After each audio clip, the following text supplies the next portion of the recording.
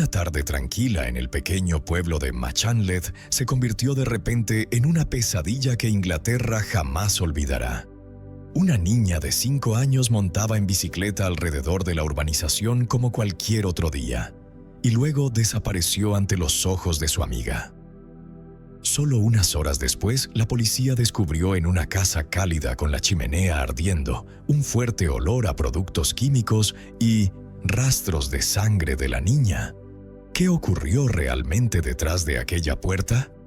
¿Y por qué un hombre aparentemente normal llegó a cometer un crimen tan atroz? El lunes, día 1 de octubre de 2012, el ambiente en Machinlet era extrañamente suave. El viento otoñal no traía el frío habitual, sino apenas el olor húmedo de los prados y el crujido de las hojas secas sobre el camino estrecho que conduce a la urbanización Bryn Gog. Cuando el sol se fue ocultando tras las colinas verdosas, el tono dorado del atardecer se extendió por cada tejado y se reflejó en las ventanas abiertas. Las risas de los niños resonaban por todo el vecindario. Un sonido familiar y reconfortante, como la última melodía del verano que se acaba. Como era una de las últimas tardes templadas del año, los padres dejaron a sus hijos jugar fuera más tiempo de lo habitual.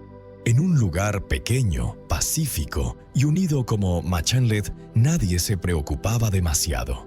Todos se conocían y todos creían que los niños allí siempre estaban seguros. Entre los niños que jugaban aquel día estaba April Jones, la niña de 5 años de cabello castaño, suave y sonrisa radiante.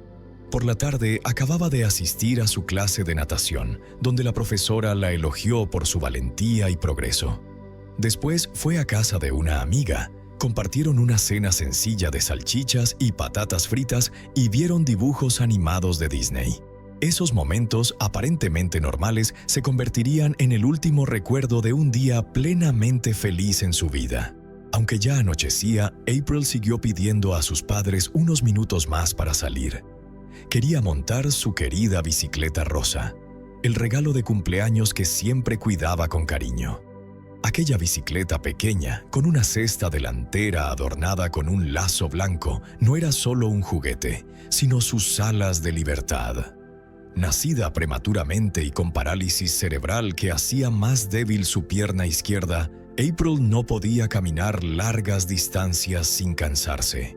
Pero cuando se sentaba en la bicicleta, sentía que podía volar. Era la sensación que más atesoraba: no depender de nadie, no necesitar que nadie la guiara, solo ella y el camino, el viento entre el pelo, el sonido de las ruedas girando como el latido de la alegría.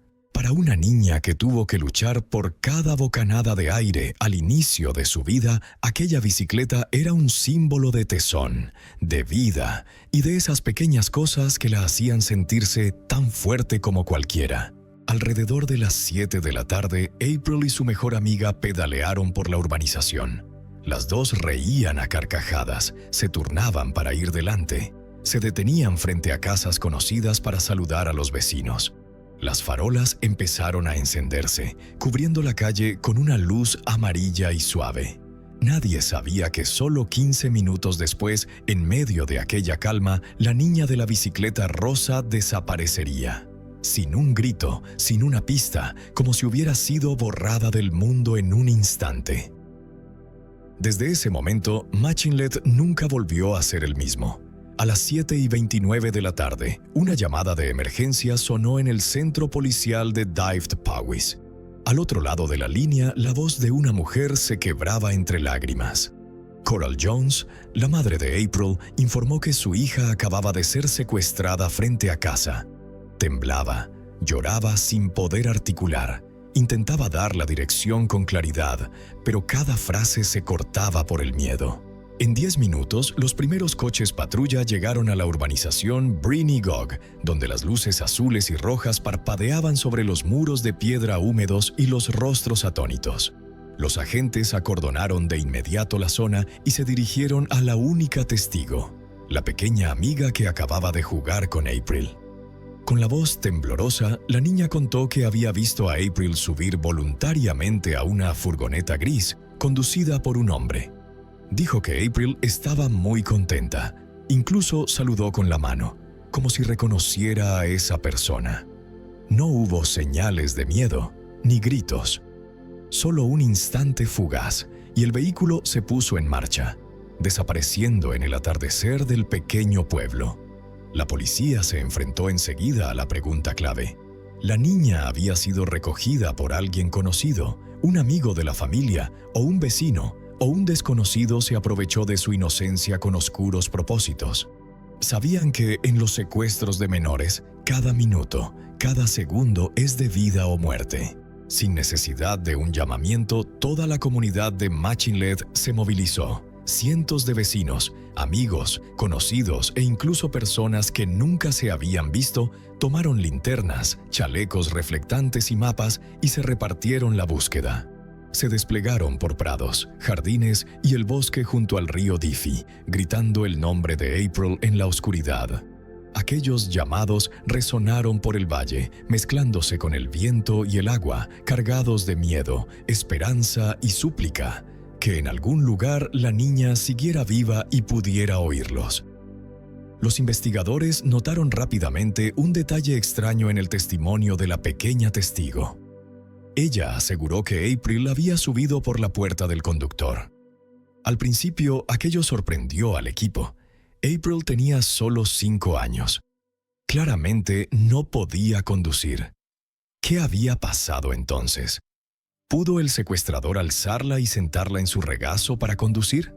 Si así hubiera sido, la amiga lo habría visto. Sin embargo, en su relato no mencionó nada parecido. La contradicción confundió a la policía hasta que un agente con experiencia sugirió otra posibilidad. En el Reino Unido, el asiento del conductor está a la derecha, mientras que en la Europa continental el volante va a la izquierda. Es posible que la testigo se confundiera con la posición y que, en realidad, quisiera decir que April entró por la puerta derecha, que en el Reino Unido es el asiento del pasajero. Aquel detalle, aparentemente pequeño, abrió una línea de investigación completamente nueva. Si la niña decía la verdad, el vehículo no era el típico de volante a la derecha, sino de volante a la izquierda. Raro en pueblos pequeños como Machinleth. Lo que parecía trivial se convirtió en una pista de oro para acotar la búsqueda. Esa misma noche, la policía inició una revisión total de las imágenes de CCTV en todo el pueblo. Examinaron fotograma a fotograma, cada ángulo de tiendas, gasolineras y cámaras de tráfico, con la tenue esperanza de que, en algún punto de aquellas tomas borrosas, apareciera la furgoneta gris de volante a la izquierda, y con ella la respuesta a la desaparición de April Jones. Entre cientos de horas de grabaciones extraídas, un video hizo que los investigadores se detuvieran. En la pantalla apareció una furgoneta gris que coincidía por completo con la descripción de la testigo y, lo más importante, con el volante a la izquierda. Al ampliar la matrícula, identificaron al propietario, Mark Bridger, un hombre que vivía a solo unas millas de la casa de April Jones. Las cámaras de seguridad de una gasolinera cercana también captaron la misma furgoneta poco después del momento en que April desapareció. El vehículo se detuvo unos minutos y luego partió hacia una zona montañosa y apartada. Fue la primera prueba que vinculó a Mark Bridger con la desaparición y la señal para que la policía actuara. A mediodía del día siguiente, decidieron ir a su casa de inmediato. Cuando el equipo llegó, la vivienda, encajada en las afueras del pueblo y rodeada de árboles y un camino de tierra, estaba vacía. Bridger no estaba en casa, pero los agentes percibieron de inmediato un fuerte olor a productos químicos, similar a limpiadores potentes o disolventes industriales. El interior estaba inusualmente caluroso, porque en la chimenea el fuego ardía con intensidad, aunque ya era de día. En la repisa hallaron un rifle colocado con cuidado. Por el salón, 2 pares de esposas y varios cuchillos afilados yacían esparcidos en el suelo, entre botellas de cerveza vacías y papeles viejos. Aunque nada de ello era ilegal, la manera en que estaban presentes en aquel espacio dio a los agentes una escalofriante sensación. Todo parecía dispuesto a toda prisa, como si alguien hubiera intentado borrar algo. En ese momento aún no había pruebas directas de un delito dentro de la casa, solo la corazonada de quienes reconocen lo anómalo. Y la corazonada fue acertada. Días después, la policía descubrió que Mark Bridger había alardeado por todas partes de ser exmiembro de las Fuerzas Aéreas Especiales, SAS, que había combatido en Myanmar, Afganistán e incluso Cuba. Decía que, gracias a su entrenamiento, podía sobrevivir en el bosque, borrar rastros y hacer desaparecer cualquier cosa. Pero al comprobar los registros militares, descubrieron que todo era una descarada mentira. A las 3:30 de la tarde del día 2 de octubre, casi 20 horas después de la desaparición de April, surgió una esperanza. Una patrulla encontró a Mark Bridger caminando con calma por un camino solitario en las afueras, no lejos de su casa.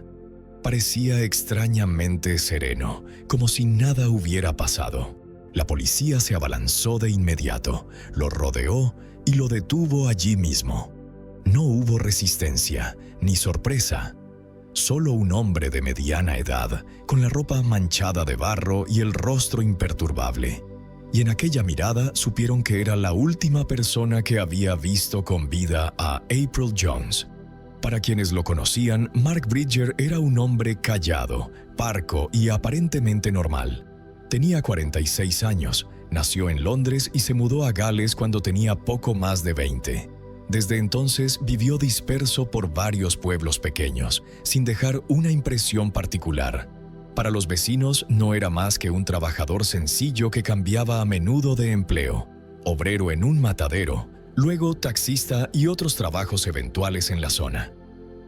Su vida era silenciosa. Nadie imaginó que ese hombre pudiera estar ligado a un crimen horrendo. Se había divorciado, tenía 2 hijos propios y recientemente mantenía una relación con una mujer de la localidad, también madre soltera. Ambos solían aparecer en la escuela para recoger a sus hijos, y eso creó sin querer una tenue conexión con April Jones. Los hijos de Bridger iban a la misma escuela primaria que April, de modo que podía haberla visto en múltiples ocasiones en el patio, quizá solo miradas fugaces a la hora de salida, suficiente para que su rostro le resultara familiar a April. Y esa familiaridad pudo ser la razón por la que no se pusiera en guardia, e incluso subiera alegremente a su vehículo. A ojos de April, él no era un desconocido. Se parecía a tantos padres que esperaban en la puerta del colegio. Tranquilo, algo afable y perteneciente al mundo seguro que ella conocía. Por eso, cuando sonrió y la llamó por su nombre, no sintió miedo. Para la policía, que apenas había pasado una noche desde la desaparición, aún quedaba la tenue esperanza de que April estuviera viva. En una pequeña sala de interrogatorios, bajo la luz que caía sobre el rostro imperturbable de Mark Bridger, los investigadores preguntaron sin rodeos: ¿dónde está April? Él lo negó todo, con voz monótona y sin alterarse. Una y otra vez repitió la misma respuesta: que no sabía nada, que nunca había visto a la niña y que aquello debía de ser un terrible malentendido. Pero en sus ojos vacíos y en su calma inusual, los agentes intuyeron: la verdad estaba oculta en ese hombre. Tras muchas horas de interrogatorio, Mark Bridger empezó a cambiar su versión. Al principio lo negó todo, pero cuando lo confrontaron con el vehículo, las imágenes de cámara y las pruebas que se estaban reuniendo, de pronto ofreció una nueva historia, que sonaba plausible a primera vista, pero que hizo que los investigadores se pusieran en guardia. Dijo que la muerte de April fue un trágico accidente. Según él, mientras daba marcha atrás en un aparcamiento, la atropelló sin verla. Al darse cuenta, bajó presa del pánico. Sentó a April en el asiento del pasajero e intentó reanimación boca a boca, pero no mostró signos de vida. Dijo que, en su confusión, condujo para buscar ayuda, sin saber qué más hacer. A partir de ahí, el relato se volvió difuso y contradictorio. Afirmó que condujo sin rumbo hasta la estación, luego al monumento a los caídos, después a su casa, pero sin recordar el orden ni el motivo. Y entre sus explicaciones confusas, dijo una frase que dejó la sala en silencio. En algún momento, April ya no estaba en el coche. Cuando le preguntaron dónde estaba la niña, respondió que no lo recordaba. Dijo que quizá había dejado a April en un lugar seguro, pero no pudo explicar dónde, cómo ni por qué. Para quienes saben leer la verdad en los ojos de un mentiroso, aquella historia no era creíble. Demasiado vaga, demasiado forzada y, sobre todo, sin pruebas que la respaldaran. Creían que el accidente no era más que una coartada para encubrir algo mucho más terrible. Lo más importante, April seguía desaparecida y Mark Bridger era la última persona que la vio con vida. Fue detenido esa misma noche, pero cuando la puerta de la celda se cerró, la pregunta que atormentaba a toda Inglaterra seguía sin respuesta. ¿Dónde está April? Aunque la esperanza era tenue, no se rindieron. La búsqueda se amplió hasta convertirse en una de las operaciones más grandes de la historia del Reino Unido. Cientos de policías y voluntarios peinaron palmo a palmo cada terreno, cada río y cada bosque. Mientras tanto, los investigadores revisaban todas las pistas. Una mujer del lugar declaró que por la mañana del día 2 de octubre había visto a Bridger caminando cerca de un río cercano a su casa, llevando una gran bolsa negra de basura. Aquello heló la sangre de la policía. Era posible que la bolsa contuviera el cuerpo de April, pero cuando rastrearon el río y sus orillas, no hallaron nada. La atención volvió a la casa de Bridger. En una segunda inspección forense encontraron pequeñas trazas de sangre en la pared del baño. Apenas unas salpicaduras casi imperceptibles, pero potencialmente clave. Enviaron las muestras al laboratorio. Al mismo tiempo regresaron a la calle donde April fue vista por última vez. Si la versión de Bridger era cierta, que la atropelló, deberían existir señales de sangre. Sin embargo, no hallaron nada. Ni sangre, ni tela, ni pintura del vehículo, ni rastro alguno de accidente. Los resultados forenses fueron escalofriantes. La sangre del baño pertenecía a April. Además, se detectaron pequeñas manchas en el cuello de una camiseta de Bridger. Él intentó explicarlo diciendo que tenía sangre en las manos tras el supuesto accidente y que, al lavárselas, las gotas salpicaron la pared, pero aquello no tenía sentido. No había sangre en el coche, donde supuestamente había sangrado la niña. No terminó ahí. ADN de April apareció en la cintura del pantalón deportivo de Bridger, y al revisar el portátil de la casa, la policía descubrió algo aún más terrible. Más de 500 imágenes y videos de menores. Entre ellas, fotografías de Holly Wells y Jessica Chapman, las dos niñas de 10 años del famoso caso Soham.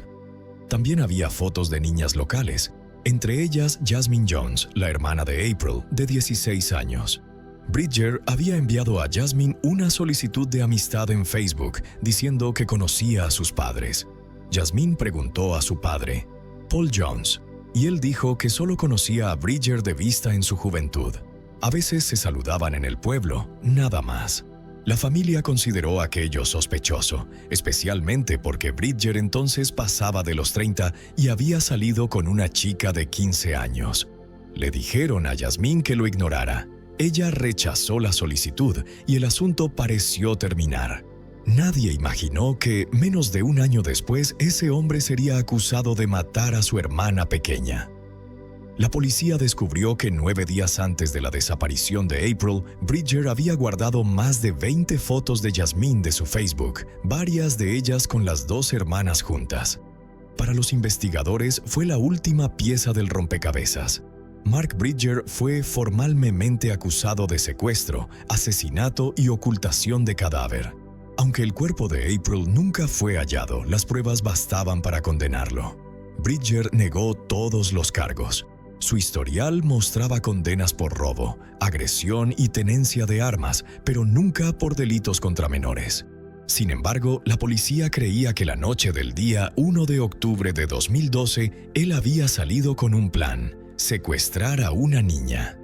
Es posible que atrajera a April prometiéndole que podría quedarse a dormir con su hija. Creían que, tras meter a April en el vehículo, la llevó a su casa, la mató y se deshizo del cuerpo. Bridger siguió insistiendo en que fue un accidente. que no recordaba qué había hecho con el cadáver. Pero la evidencia solo se acumulaba. La forencia halló sangre de April no solo en el baño, sino en varias habitaciones. Y algo aún más terrible. En la chimenea, los especialistas encontraron fragmentos quemados casi irreconocibles. El análisis reveló que eran partes del cráneo de un niño, April.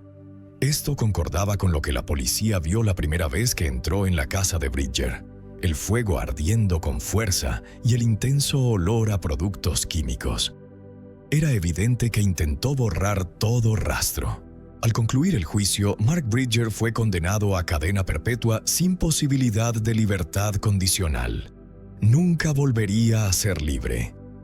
Meses después, corrió el rumor de que, en prisión, Bridger confesó en privado a un guardia que arrojó el cuerpo de April al río Daifi cerca de su casa. Esto coincidía con la declaración de la mujer que lo vio con una bolsa negra junto al río. Pero la policía siguió dudando. Creían mucho más probable que incinerara el cuerpo y esparciera las cenizas por los terrenos, haciendo casi imposible recuperar sus restos. En septiembre de 2013, la comunidad celebró el funeral de April Jones. En el diminuto féretro blanco yacían 17 fragmentos óseos recuperados de la chimenea de Bridger. Cientos de personas acudieron, no de negro, sino de rosa, el color favorito de April. La tragedia no terminó ahí. Su padre, Paul Jones, cayó gravemente enfermo pocos años después.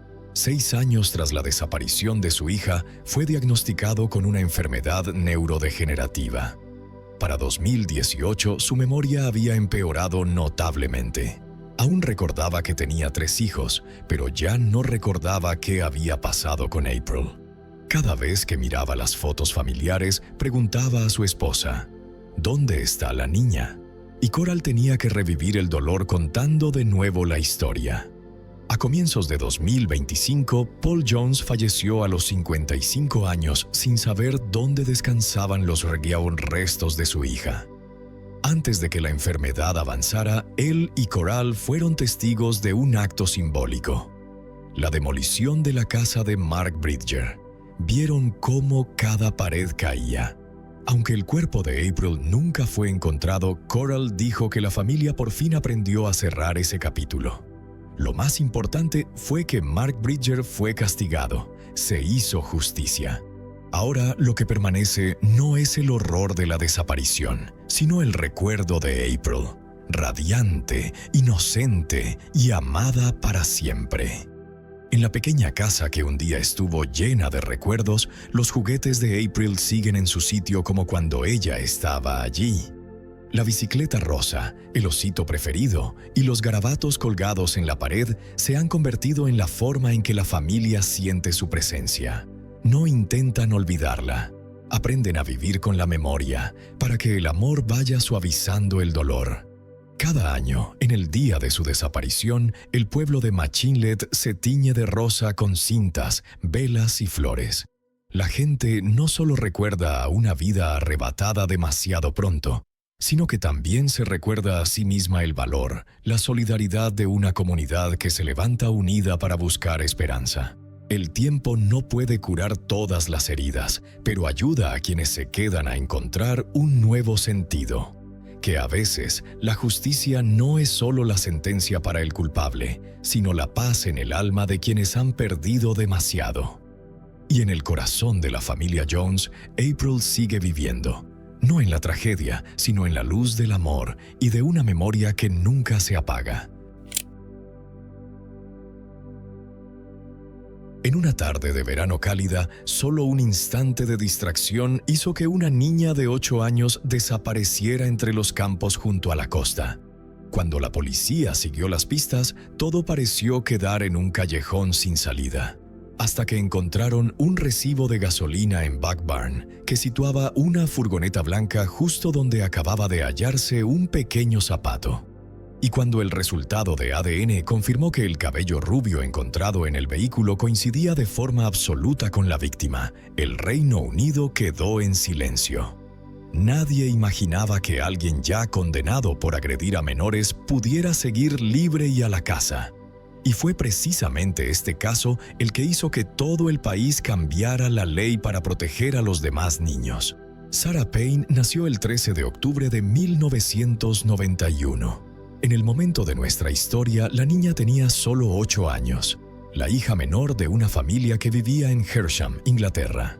Sarah compartía el hogar con sus padres, Michael y Sarah Payne, junto con sus hermanos, 2 hermanos mayores, de 13 y 11 años, y una hermana menor de apenas 6 años. La familia Payne era una familia estructurada y afectuosa. Ambos padres trabajaban por turnos para garantizar que siempre hubiera alguien con los niños. La madre trabajaba de día en un bar local, mientras que el padre trabajaba de noche. Por la mañana, la madre de Sarah solía llevar a los hijos más pequeños hasta la tarde, cuando su marido ya se había despertado y estaba listo para hacerse cargo. De ese modo, la familia equilibraba el trabajo y el cuidado de los hijos, asegurándose siempre de que los niños recibieran la atención necesaria. El 1 de julio de 2000, el día empezó como muchos otros. Los niños acompañaron a su madre al trabajo y, por la tarde, la familia regresó a casa para prepararse para el viaje.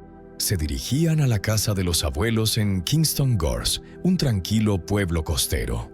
La casa estaba situada en un entorno apacible, rodeada de espacios abiertos donde los niños podían correr libremente. Sin tráfico pesado y con mucho espacio para jugar, parecía el lugar perfecto para pasar las vacaciones. Seguro, tranquilo y lleno de promesas, al menos en apariencia. Tras instalarse, la familia disfrutó de una comida juntos. Más tarde, ese día, decidieron aprovechar la cálida tarde dando un paseo hasta la playa.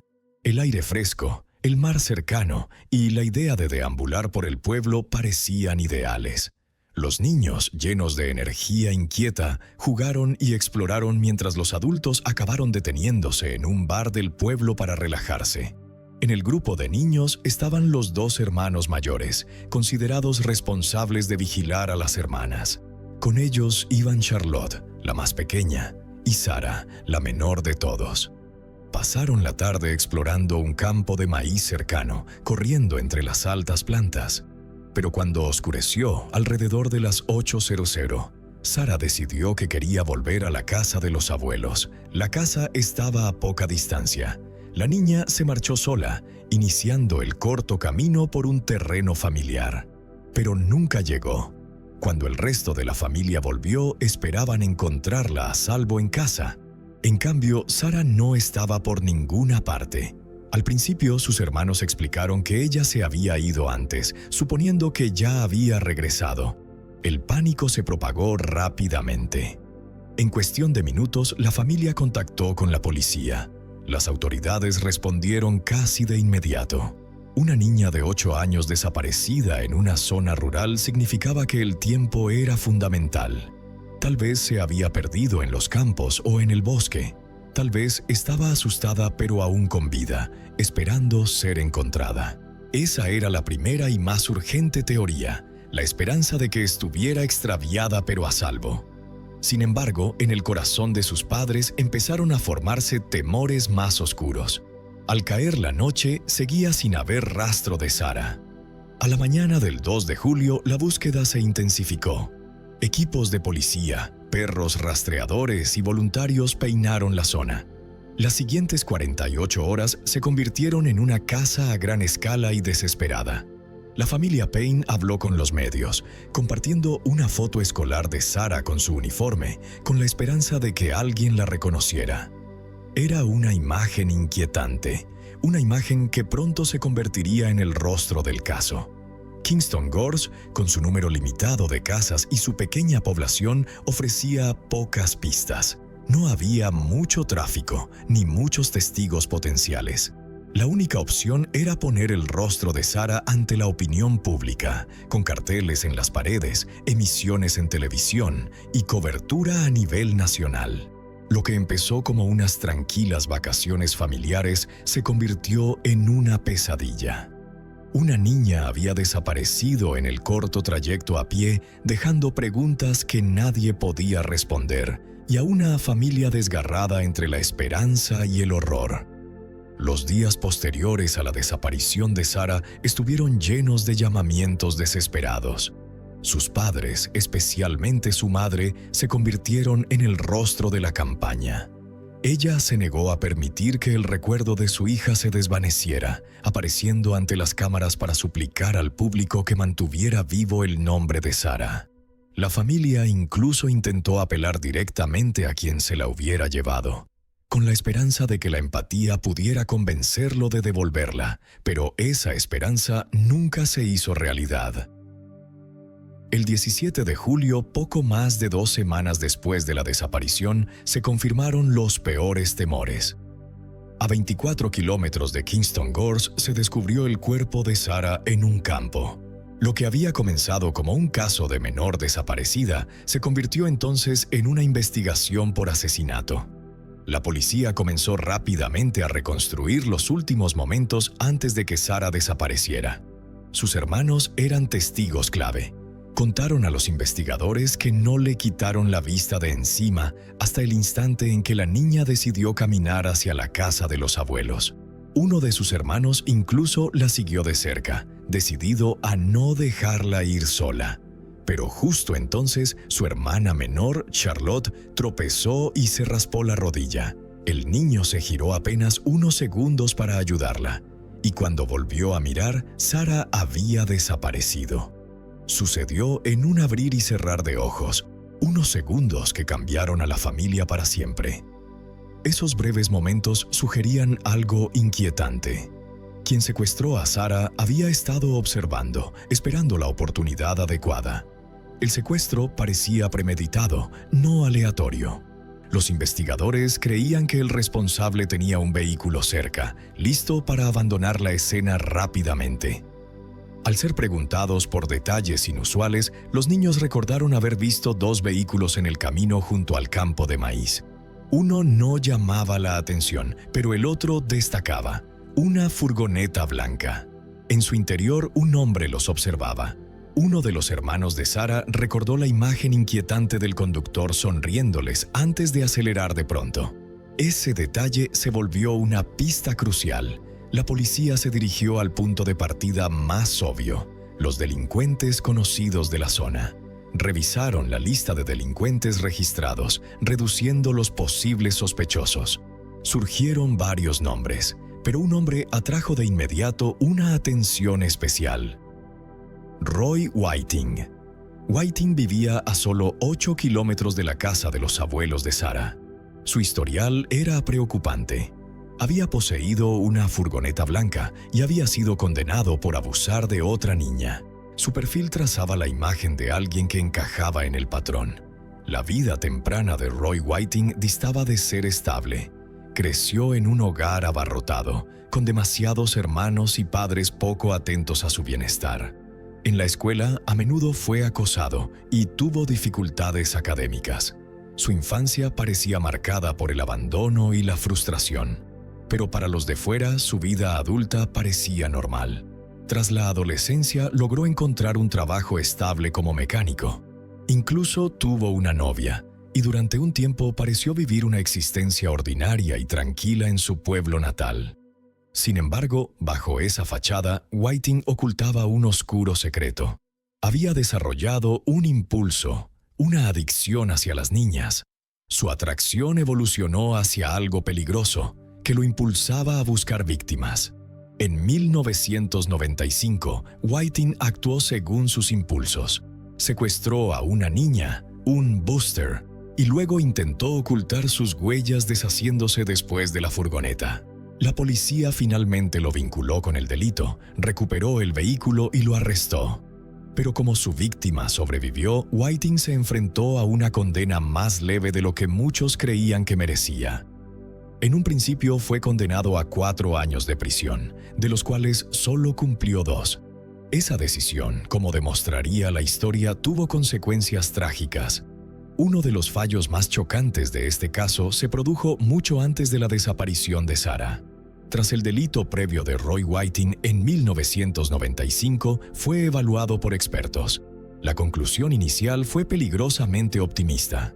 El informe señalaba que Whiting no era un pedófilo, que el incidente había sido un error aislado y que era poco probable que reincidiera. Mirando atrás, ese diagnóstico parece casi absurdo. La realidad era mucho más oscura.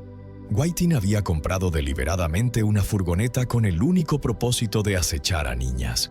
Sugerir que se trató de un hecho aislado pasaba por alto pruebas claras de planificación. Aquella evaluación inicial solo puede describirse ahora como negligente, pues lo que sucedió después demostró que era trágicamente errónea.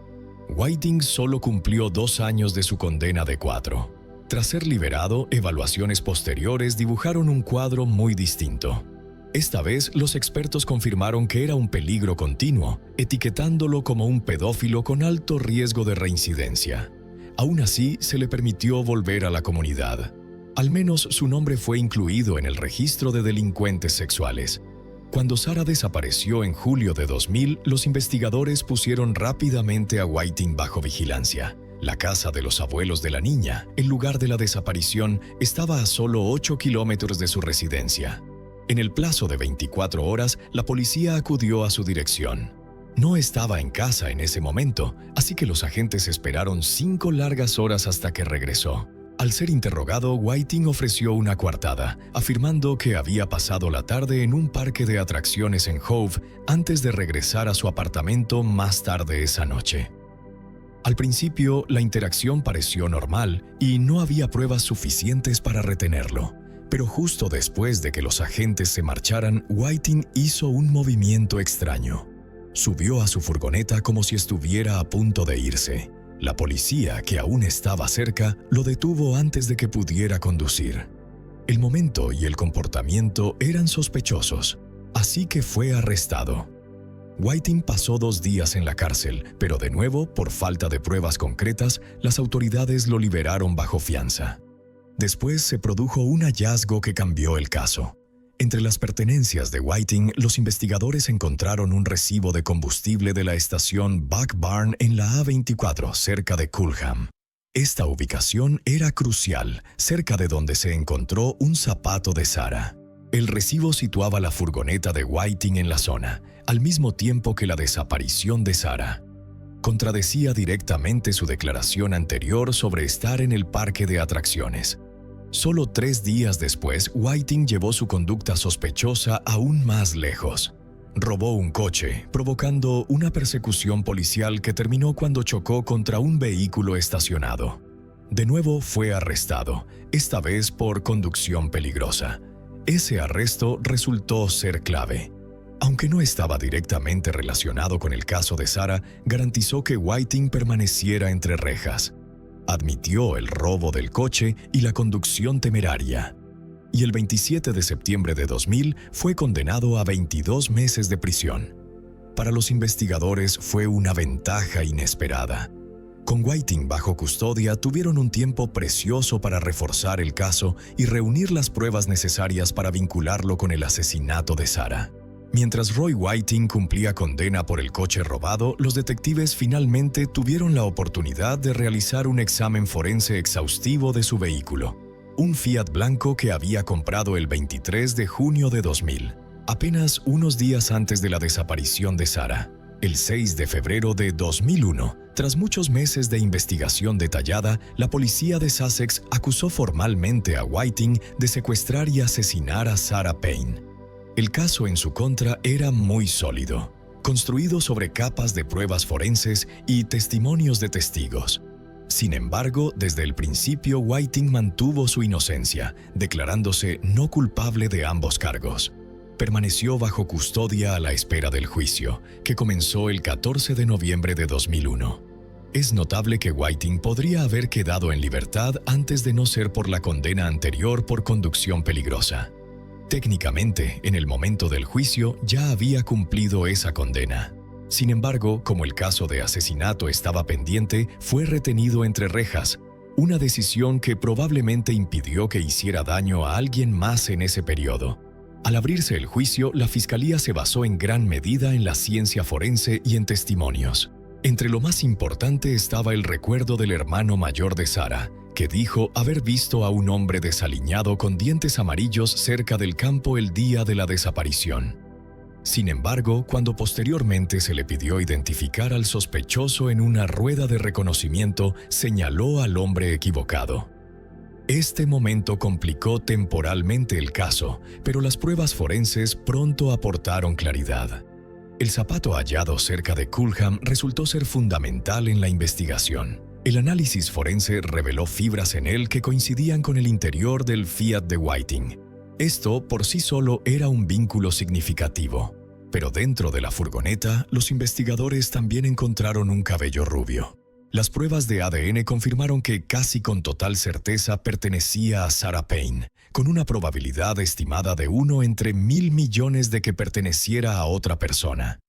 Esa evidencia era irrefutable. Tras 4 semanas de juicio, el 12 de diciembre de 2001 llegó el veredicto. Roy Whiting fue declarado culpable de secuestrar y asesinar a Sarah Payne, de 8 años. Fue condenado a cadena perpetua. El juez del juicio fue más allá, afirmando que este era uno de esos raros casos en los que perpetua debía significar exactamente eso: prisión hasta el día de su muerte. Solo después de la sentencia se revelaron al público los delitos anteriores de Whiting. En el propio juicio se había tenido un cuidado extremo para evitar mencionar su pasado criminal. La preocupación era que la defensa pudiera argumentar que estaba siendo juzgado por delitos pasados en lugar de por las pruebas presentes. Al mantener esos detalles fuera de la sala, la fiscalía evitó dar a Whiting fundamentos para apelar. Tras el caso, comenzó un debate más amplio en todo el Reino Unido. La comunidad exigió una protección más firme contra los reincidentes. El asesinato de Sarah se convirtió en catalizador de discusiones sobre si el registro de delincuentes sexuales debía hacerse público.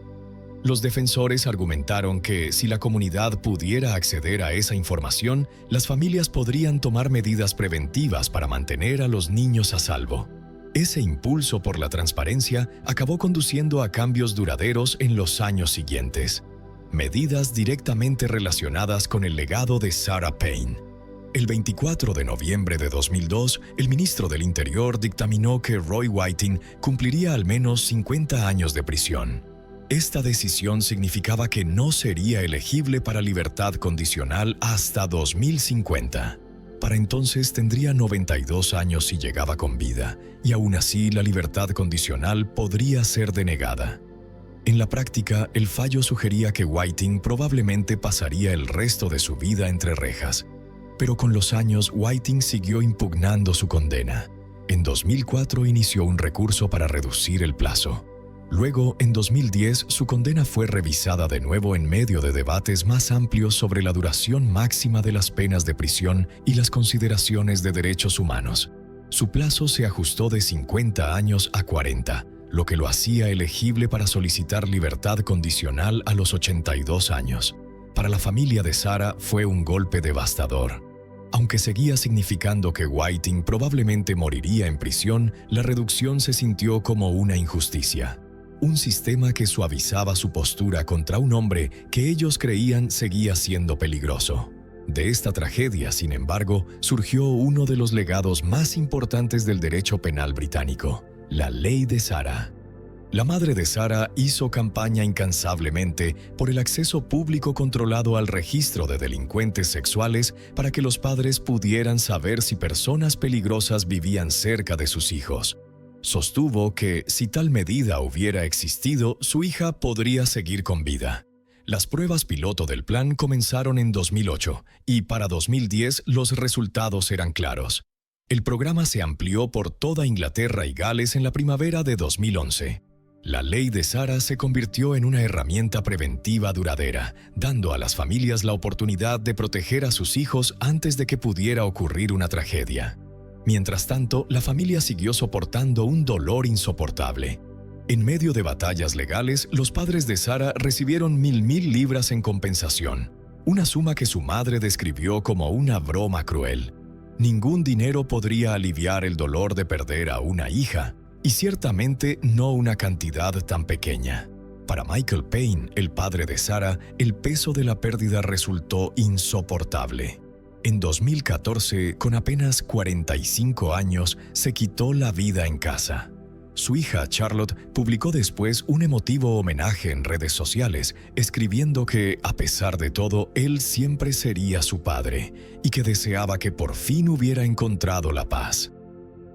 Dentro de la prisión, Roy Whiting enfrentó otro destino. Se convirtió en objetivo entre los demás reclusos. El 4 de agosto de 2002 fue rajado en la cara con una cuchilla por otro preso, dejándole una cicatriz de 6 pulgadas a lo largo de la mejilla.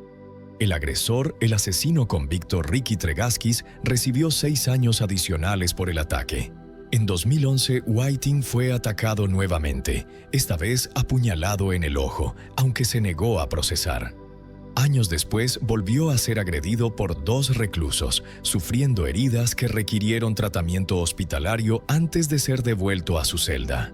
Estos ataques repetidos demuestran el grado de desprecio que inspira, incluso dentro de los muros de la prisión. Al final, Roy Whiting sigue encarcelado, cumpliendo cadena perpetua por el secuestro y asesinato de Sarah Payne. Para la familia se hizo justicia, aunque a un precio incalculable. Al menos obtuvieron respuestas y pudieron dar sepultura a su hija, algo que muchas familias de niños desaparecidos nunca llegan a tener. Aunque nada puede deshacer el horror de aquel verano de 2000, el caso de Sarah deja un legado. Su nombre se convirtió en un llamado a proteger a la infancia, y su ley sigue protegiendo innumerables vidas hoy. Pero detrás de cada sentencia, de cada artículo y de cada ley promulgada permanece un vacío que ninguna pena puede llenar. La habitación pequeña donde la niña solía jugar, la foto familiar que nunca volvió a tomarse y los sueños truncados de una niña de apenas 8 años. Sarah no pudo crecer, no pudo ir a la escuela secundaria, no pudo celebrar su 9º cumpleaños. Sin embargo, precisamente a partir de su partida, el Reino Unido aprendió la lección más dolorosa: que un error al permitir que un malhechor siga libre puede arrebatar el futuro entero de un niño. La ley que lleva su nombre, Sarah's Law, se convirtió en símbolo de esperanza y responsabilidad. Cada vez que un padre consulta el registro de delincuentes para proteger a su hijo, es una vida más salvada, un dolor menos que repetir. Lo que hicieron sus padres, convertir la tragedia en acción, cambió a toda la sociedad, haciendo que el Reino Unido no volviera a ser indiferente ante los peligros ocultos en barrios aparentemente tranquilos.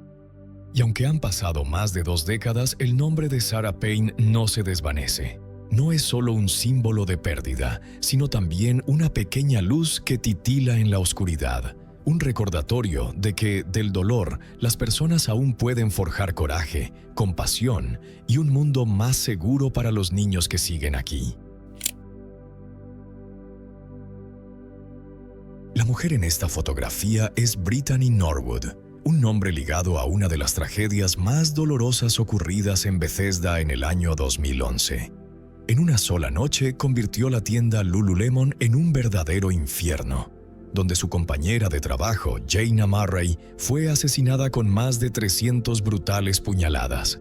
Lo espeluznante no reside únicamente en el nivel de violencia, sino también en la traición. La asesina no fue una sombra desconocida en la oscuridad, sino la misma colega a quien Jayna había abierto la puerta para regresar y ayudar. Y fue en ese instante cuando este caso se transformó en una maldición que seguiría atormentando durante más de una década. Si quieres descubrir toda la verdad escalofriante que se esconde detrás de esta mirada, quédate con nosotros hasta el final del video. Jayna Murray nació el 22 de noviembre de 1980 en Wichita, Kansas, hija de David Murray y Phyllis Rosian. Al crecer desarrolló un fuerte deseo de aventura. Pasó la mayor parte de su vida haciendo voluntariado y tenía un amor profundo por los animales y la danza. Según familiares y amigos, era conocida por su sonrisa radiante y espíritu lleno de vida. Viajar era una de sus grandes pasiones, y había un destino destacado en su lista: la Antártida, el único continente que aún no había explorado. Siempre buscando emociones fuertes. Incluso se grabó mientras hacía puenting en su 30 cumpleaños. Jaina también tenía gran motivación académica y logró excelentes resultados, consiguiendo una beca que le permitió estudiar en Madrid, España. Pasó 2 años en la Universidad de St. Louis antes de completar su licenciatura en Ciencias en la Universidad George Washington en Washington, D.C. Con ganas de seguir aprendiendo, luego cursó una doble maestría en Comunicación y Administración de Empresas en la Universidad Johns Hopkins, también en D.C. Lululemon Athletica, una marca premium de ropa deportiva y yoga, fue el foco de la tesis de maestría de Jaina. Por eso, no fue sorpresa que finalmente se uniera a la empresa. Impresionados por sus habilidades y experiencia previa, Lululemon la contrató rápidamente. En 2011, asumió el papel de líder de ventas en la tienda de Bethesda, Maryland. Al mismo tiempo, estaba cerca de terminar su segunda maestría. Jaina también mantenía una relación seria con su novio de largo tiempo, Fraser Boswell, quien secretamente estaba comprando un anillo de compromiso para pedirle matrimonio. La vida parecía ir perfectamente para Jaina. Tenía un trabajo estable, excelentes estudios y estaba a punto de iniciar un nuevo capítulo con el hombre que amaba. Tristemente, nunca tendría la oportunidad de decir que sí. El 11 de marzo de 2011 ocurrió la tragedia. En la mañana del 12 de marzo de 2011, Rachel, la gerente de la tienda Lululemon, llegó antes de las 8 a.m. para abrir y preparar el día. Aunque Bethesda, Maryland, se consideraba un área segura, Rachel se preocupó al ver la puerta abierta. Al entrar, sintió que algo no estaba bien. La tienda estaba completamente caótica. Maniquíes y ropa estaban esparcidos por todas partes, y lo terrible era la sangre manchando el suelo, las paredes e incluso el techo. Mientras Rachel intentaba entender ese desastre, de repente escuchó un gemido débil, como si alguien sufriera dolor. En pánico y aterrada salió corriendo de la tienda en estado de shock. Un hombre llamado Ryan, que estaba cerca, notó su angustia y se ofreció a entrar con ella para averiguar qué había pasado. Juntos entraron a la tienda y Ryan se dirigió hacia la parte trasera, donde estaban la oficina, los probadores, el baño y la salida de emergencia. La sangre estaba por todas partes, pero nada pudo preparar a Ryan para lo que encontró después. Una mujer rubia y de cabello largo yacía boca abajo en la oficina. Ryan trató de comprender la horrible escena hasta que escuchó otro gemido proveniente del baño. Allí encontró a una segunda mujer herida y atada de manos y tobillos con cuerdas. Milagrosamente, ella seguía viva. Sin perder tiempo, Ryan le pidió a Rachel, que estaba cerca de la entrada, que llamara inmediatamente al 911.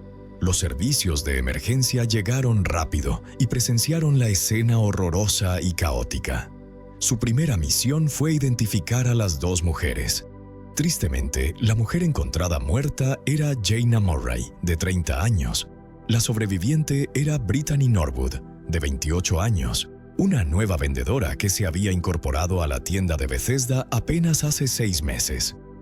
La semana anterior, después de salir de la tienda Lululemon en Georgetown, Brittany estaba herida en la pierna, el abdomen, los brazos y la cara, y seguía con las manos y los pies atados. Los investigadores inicialmente creyeron que estas mujeres habían sido víctimas de agresión sexual porque sus pantalones parecían haber sido cortados intencionalmente. Brittany fue llevada rápidamente al hospital en los suburbios de Bethesda lo antes posible. Aunque sobrevivió, estaba claramente en estado de shock y gravemente traumatizada. Mientras recibía atención médica, la policía acordonó la tienda con cinta policial y comenzó a examinar la escena con mayor detalle, especialmente el cuerpo de Jaina. Llamarlo violencia tal vez sea quedarse corto. Jaina había sufrido cerca de 331 heridas, más de la mitad concentradas en el rostro y el pecho. Esparcidas por la tienda había 6 tipos diferentes de armas que se cree fueron usadas en el ataque. Entre los objetos encontrados había un martillo, un cúter, una llave inglesa y un cuchillo. Todos los objetos parecían provenir de la caja de herramientas de Lululemon. También se encontró una cuerda alrededor del cuello de Jaina. Aunque no estaba fuertemente atada, su presencia añadía un nivel más de misterio. Se realizó una autopsia para determinar la causa exacta de la muerte. Mientras tanto, la familia y el novio de Jaina fueron informados sobre su repentina y trágica partida.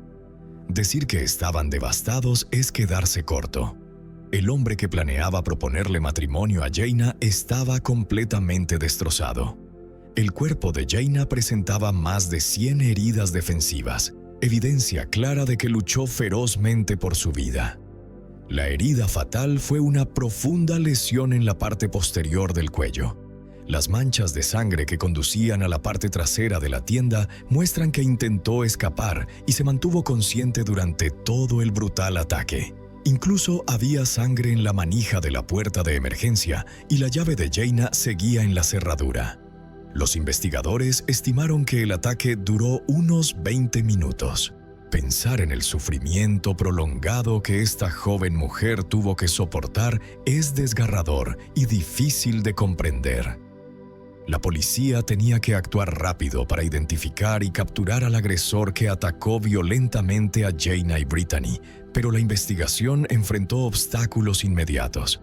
La tienda Lululemon no tenía cámaras de seguridad exteriores, lo que hacía imposible identificar quién entraba o salía. Esta falta de vigilancia generó serias preocupaciones sobre los protocolos de seguridad de la tienda, especialmente para una marca tan prestigiosa. Después de todo, si alguien robaba mercancía, ¿sería realmente útil rastrear la matrícula de su vehículo?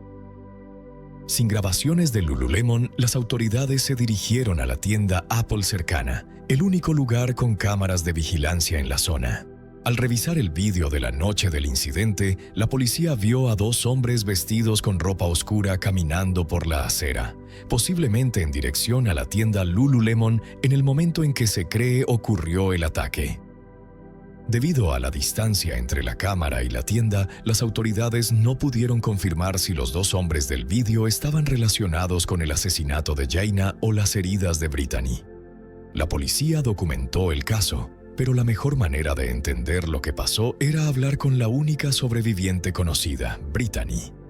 Ese mismo día, la inspectora Diana Mackey del Departamento de Policía del Condado de Montgomery visitó a Brittany, quien se estaba recuperando bien ya que la mayoría de sus heridas eran superficiales. Aunque incómoda con el contacto físico, Brittany finalmente se abrió con la detective. Explicó que tanto ella como Jaina trabajaban en el turno de cierre el 11 de marzo de 2011, que terminaba alrededor de las 9 de la noche. Normalmente, Brittany iba en tren, mientras que Jaina conducía su coche. Después de cerrar con llave, cada una se dirigía por separado. Pero cuando Brittany llegó a la estación, se dio cuenta de que había olvidado su tarjeta de metro en la tienda. Inmediatamente llamó a otra colega que tenía acceso a la llave de la tienda para pedirle el número de teléfono de Jaina. Después de obtenerlo, Brittany contactó a Jaina para contarle la situación. Jaina, que iba camino a casa, regresó a la tienda para ayudar a Brittany a recuperar la tarjeta de metro olvidada. Aparcó justo frente a la tienda Lululemon, planeando quedarse solo un momento. Alrededor de las 10:05 p.m., Jaina abrió la puerta y Brittany la siguió de cerca. En ese instante, dos hombres vestidos de negro, con máscaras de esquí y guantes, irrumpieron repentinamente. La detective el tren mientras Jaina conducía su auto privado. Después de cerrar la puerta con llave, las dos mujeres se separaron por caminos distintos. Pero cuando Brittany llegó a la estación, se dio cuenta de que había olvidado su tarjeta del metro en la tienda. De inmediato llamó a otra compañera que tenía acceso a la llave de la tienda para pedirle el número de teléfono de Jaina. Al recibir el número, Brittany se puso en contacto con Jaina para explicarle la situación. Jaina, que iba camino a casa, regresó a la tienda para ayudar a Brittany a recuperar la tarjeta del metro olvidada. Ella estacionó justo frente a la tienda Lululemon, planeando quedarse solo un momento. Alrededor de las 10:05 de la noche, Jaina abrió la puerta con Brittany siguiéndola de cerca. Justo en ese momento, dos hombres vestidos de negro, con pasamontañas y guantes, irrumpieron inesperadamente adentro. El detective Mackey cree que estos hombres podrían ser los mismos que aparecen en las imágenes de CCTV cercanas al momento del incidente. Al principio, Brittany pensó que solo eran ladrones que tomarían el dinero y se irían sin hacerles daño. Pero las cosas rápidamente se salieron de control. Ella describió a los atacantes como dos hombres blancos, posiblemente en sus 20 años, uno claramente más alto que el otro. Según Brittany, el hombre más bajo la golpeó mientras que el hombre más alto sujetaba a Jaina. Después de someter a ambas mujeres, los atacantes le dijeron a Brittany que sabían dónde vivía. Ella cree que la razón fue que en su billetera había facturas de servicios y documentos de identidad, ambos con su dirección.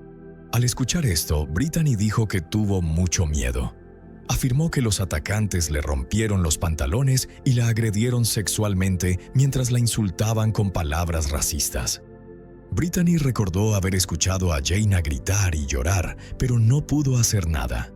Finalmente, Jaina guardó silencio, y en ese momento Brittany se dio cuenta de que había sido asesinada. El silencio la llenó de miedo, y estaba segura de que ella sería la siguiente. Justo cuando se preparaba para lo peor, los atacantes inesperadamente dijeron que la perdonarían. Cuando le preguntaron por qué, afirmó que dijeron que la encontraron muy entretenida por cómo los manipulaba. Los atacantes ataron a Brittany, robaron dinero y la dejaron en el baño de una tienda, donde luego fue encontrada. En la entrevista con el detective Mackey, Brittany parecía profundamente aturdida y traumatizada. La sesión fue acortada para que los investigadores pudieran comenzar a recolectar evidencia forense en la escena del crimen con la esperanza de encontrar ADN que pudiera identificar a los asesinos. Mientras tanto, la policía actuó basándose en el relato de Brittany y centró su atención en dos hombres no identificados en la escena negra cerca de la tienda. Los oficiales siguieron el lugar Lululemon y entrevistaron a estos hombres justo después de descubrirlos. Sin embargo, esta conexión se deshizo rápidamente. Estos hombres eran empleados de un restaurante cercano. Ambos vivían localmente y caminaban a casa por la misma ruta cada noche. Sobre su ropa oscura, al revisar las grabaciones de las noches anteriores, solían ir por la misma calle a la misma hora y siempre llevaban su uniforme de trabajo. Su vestimenta coincidía con lo que usaban cada noche, uniformes estándar de camareros, no era una ropa de camuflaje. Estos dos hombres también negaron rotundamente cualquier relación con el asesinato de Jaina y cooperaron plenamente con las autoridades, incluso accediendo a proporcionar muestras de ADN y de huellas de zapatos para ayudar en la investigación. Toda esta evidencia fue enviada para ser comparada con los materiales recogidos en la escena del crimen. El 16 de marzo de 2011 se pidió a Brittany que regresara para otra entrevista y proporcionar más detalles. Durante la conversación, los investigadores preguntaron si ella sabía qué tipo de coche conducía Jaina. Brittany dijo que no sabía y fue liberada después de responder algunas preguntas básicas. Al día siguiente, los hermanos de Brittany contactaron a la policía para informar que ella podría decir más sobre el coche. Según personas cercanas, Brittany inicialmente se contuvo por miedo a que los atacantes pudieran regresar y hacerle daño. El 18 de marzo, ella volvió para otra entrevista, donde finalmente admitió que realmente sabía cómo era el coche de Jaina porque los atacantes la obligaron a moverlo. Brittany afirmó que le ordenaron conducir el coche de Jaina fuera de la tienda antes de atacarla. Brittany aseguró que los atacantes le dijeron que estaba siendo vigilada y que la matarían si no regresaba inmediatamente después de mover el coche. Dijo que estaba sola cuando movió el coche y vio a un policía cerca, pero no se acercó a él porque temía que los atacantes la buscaran, especialmente porque sabían dónde vivía. Curiosamente, los detectives comenzaron a creer en el relato de Brittany. ¿Recuerdas cuando afirmó que tanto ella como Jaina fueron agredidas sexualmente con la rotura de sus pantalones? Después de 6 días de investigación, los resultados forenses finalmente llegaron y revelaron una sorpresa. El informe confirmó que ninguna de las mujeres fue agredida sexualmente. Al analizar la evidencia en la escena, solo se encontró ADN de Brittany y Jaina. No había rastros de ADN masculino en ningún lugar, ni en sus cuerpos ni en la tienda. Los 2 hombres interrogados previamente también fueron exonerados porque no se encontró su ADN. Pero los hallazgos forenses sobre la versión de Brittany suscitan aún más preguntas. Primero, todas las huellas se encontraron dentro de la tienda. No había nada afuera. Si los atacantes vinieron de fuera, debería haber huellas afuera. No había rastros de entrada ni salida, pero tampoco había ninguna huella. Esto dejó a los investigadores con una sola explicación razonable. O los atacantes se cambiaron de zapatos antes de irse, lo cual parece imposible e innecesario. O la persona que cometió el crimen estuvo dentro de la tienda todo ese tiempo. Lo que hace todo aún más sospechoso es el análisis de las huellas. Los patrones más pequeños coincidían con el tamaño de los zapatos de Brittany. Las huellas más grandes, que al principio parecían pertenecer a uno de los atacantes, correspondían a un zapato masculino talla 14 de EU. Los investigadores compararon esas huellas con las tallas de los dos empleados que aparecían en el video de CCTV, pero no coincidían. Finalmente, descubrieron que esas huellas grandes provenían de un par de zapatos talla 14 de la tienda, que fueron retirados durante la investigación. Este detalle planteó preguntas serias. Incluso si la historia de Brittany fuera cierta y dos hombres los atacaron, ¿por qué los atacantes se habrían cambiado a los zapatos de la tienda? No tiene sentido y solo suma más inconsistencias. Peor aún, los empleados de la tienda Apple al lado dijeron haber escuchado ruidos extraños provenientes de la tienda Lululemon alrededor de las 10:30 de la noche del incidente. Según el guardia Ricardo, claramente escucharon a dos mujeres discutiendo. Una voz suplicaba constantemente, diciendo cosas como: «Oh Dios, por favor habla conmigo, no hagas esto. ¿Qué está pasando? Por favor, habla conmigo». Luego escucharon forcejeos, golpes y algo arrastrándose por el suelo. Pero lo notable es que nunca se escuchó la voz de un hombre. Solo eso ya hace que la historia de Brittany sea más sospechosa. Lo que es aún más preocupante es que tras el alboroto se oyó una voz débil decir: «Dios, por favor, sálvame. Por favor, sálvame». Tristemente, los empleados de la tienda Apple consideraron todo como un asunto personal y decidieron no intervenir. Tal vez la vida de Jaina pudo haberse salvado si alguien hubiese llamado a la policía de inmediato, pero nadie lo hizo. Los empleados de la tienda de al lado no sabían que ella estaba justo al otro lado de la pared luchando por su vida. A pesar de eso, con toda la evidencia acumulada, los investigadores se dieron cuenta que Brittany no había contado toda la verdad. Su declaración no coincidía con las pruebas materiales encontradas en la escena. Cuando los detectives profundizaron más, comenzaron a cuestionar el motivo de Brittany. ¿Por qué mintió sobre la violación? ¿Estaba ocultando algo? ¿Realmente fue amenazada? ¿O podría ser ella misma una amenaza desde el principio? Un detalle preocupante apareció en el pasado de Brittany: su reputación por robar. Cuando estaba en la universidad tenía antecedentes de pequeños robos. Las personas que trabajaron con ella, vivieron con ella o la consideraron amiga reportaron que objetos como dinero, maquillaje y ropa solían desaparecer cuando Brittany estaba cerca. Brittany perdió su beca y fue expulsada después de que sus amigos la acusaran de hurtos menores. En 2007 se mudó a Maryland, donde comenzó a trabajar en un hotel y eventualmente fue ascendida a gerente. Sin embargo, ese puesto no duró mucho. Su jefe descubrió que ella robaba y la despidió rápidamente. Brittany soñaba con ser entrenadora física y abrir su propio gimnasio. De hecho, su trabajo en Lululemon era solo un paso temporal hacia esa meta. No hay indicios de que Brittany y Jaina fueran especialmente cercanas ni que tuvieran algún conflicto. Trabajaban juntas y se llevaban bien profesionalmente, pero eso era todo.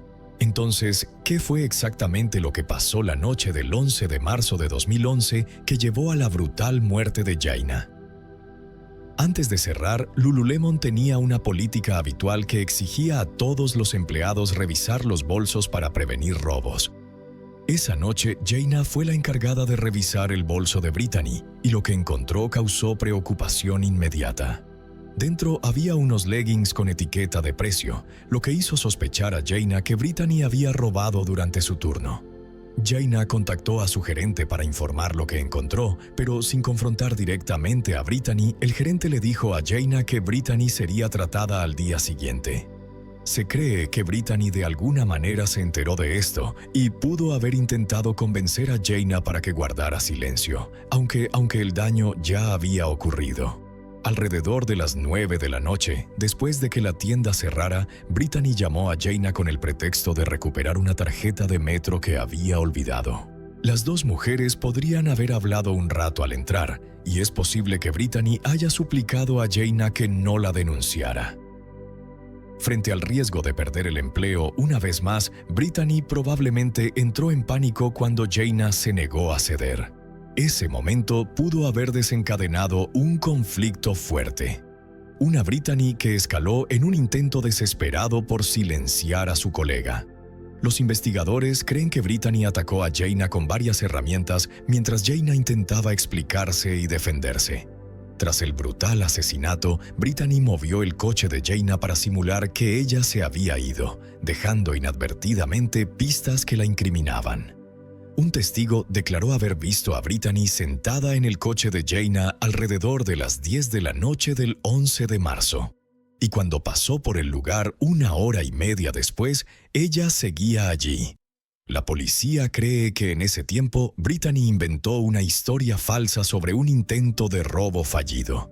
Luego regresó a la tienda, se puso unos zapatos talla 14 de la tienda y montó el escenario, revolviendo todo y dejando huellas engañosas para respaldar su mentira. Después de tomar el dinero, Brittany y Jaina entraron a una de las habitaciones traseras, donde Brittany finalmente traicionó a su colega. Para hacer su historia más creíble, se cortó ligeramente la cara y el cuerpo. Luego se ató las muñecas y los tobillos con un cordón para simular que también había sido atacada. Esperó allí toda la noche hasta que Rachel y Ryan encontraron la escena horrorosa a la mañana siguiente. Todo el guión fue cuidadosamente planeado por Brittany, y da miedo pensar que alguien llegó a usar violencia así solo para evitar ser atrapada robando. Se perdió una vida solo porque Brittany temía perder su trabajo. El 18 de marzo de 2011, apenas una semana después del brutal asesinato de Jaina, Brittany fue arrestada. Pero aún había un gran obstáculo para la fiscalía. Necesitaban probar que el ataque fue planeado de antemano para poder buscar una condena de cadena perpetua. Sin embargo, los abogados defensores de Brittany propusieron una pena menor por homicidio en segundo grado, con la esperanza de que la sentencia se redujera significativamente. El juicio comenzó en octubre de 2011 con un jurado compuesto por 6 hombres y 6 mujeres. John McCarthy, el fiscal principal del condado Montgomery, describió a Brittany como una mujer inteligente pero con tendencia a mentir. Instó al jurado a dictar prisión perpetua, presentando pruebas contundentes y señalando las contradicciones en su historia. Argumentó que Brittany representaba una amenaza grave para la sociedad. La defensa no negó que Brittany mató a Jaina, pero afirmó que no fue intencional. Dijeron que perdió el control en ese momento y estalló en ira. Sin embargo, Brittany tuvo oportunidad de detenerse, especialmente cuando Jaina estaba herida e intentaba huir, pero decidió continuar atacando a pesar de que Jaina se aferraba a la vida y pedía ayuda. La brutalidad extrema del ataque convenció al jurado de que el incidente fue premeditado. Tras deliberar solo 1 hora, emitieron su veredicto. Brittany fue declarada culpable de homicidio en primer grado. La sentencia se dictó en enero de 2012, cadena perpetua sin posibilidad de libertad condicional. El juez Robert Greenberg calificó el crimen como cruel, calculado y malintencionado, sin lugar para clemencia. El juez Greenberg también se dirigió directamente a Brittany, llamando horrorosas sus acciones.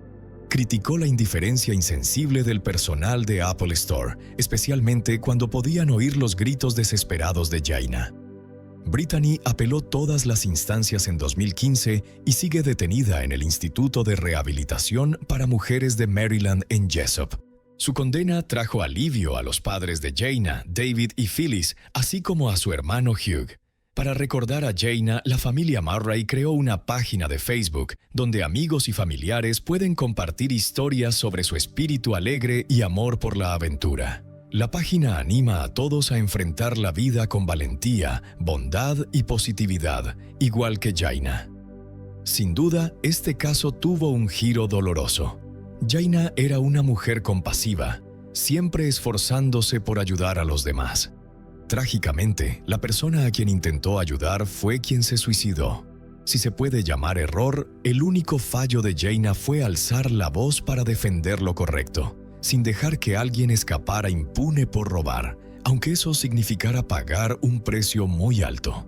Bastó un solo par de leggings con la etiqueta aún puesta, algo que parecía tan insignificante como para pasarlo por alto, para convertirse en la chispa de una tragedia inimaginable.